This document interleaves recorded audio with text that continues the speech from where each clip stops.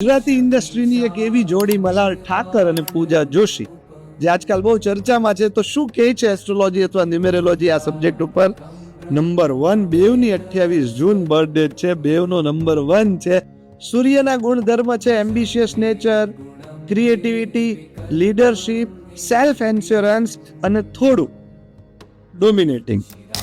તો 4 પોઈન્ટ સારા છે. 1 પોઈન્ટમાં એ લોકોએ ધ્યાન રાખવાની જરૂર છે. શું આ જોડી સારી છે? હા. જ્યારે 2 નંબર 1 સેમ થોટ પ્રોસેસ વાળા હોય છે તો એને સારા લગ્ન જીવનના ગુણધર્મ કહેવામાં આવે છે. પણ એક ચેલેન્જ છે.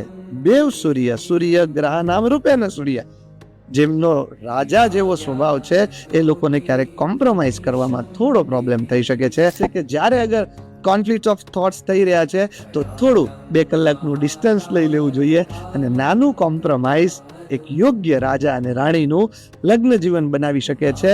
તો હા, ધાર્મિક શ્રી એવું કહે છે કે આ જોડી બહુ યોગ્ય છે. એ લોકોના વ્યક્તિગત લગ્ન જીવન માટે બી યોગ્ય છે અને આ જોડી પડદા પર બી સફળ થશે. અને એવું પણ કહી શકે આ જોડી એના વ્યક્તિગત જીવન સિવાય ઇન્ડસ્ટ્રીમાં કે બિઝનેસમાં બી નવા સફળતાના શિખર સર કરશે. હરે કૃષ્ણ.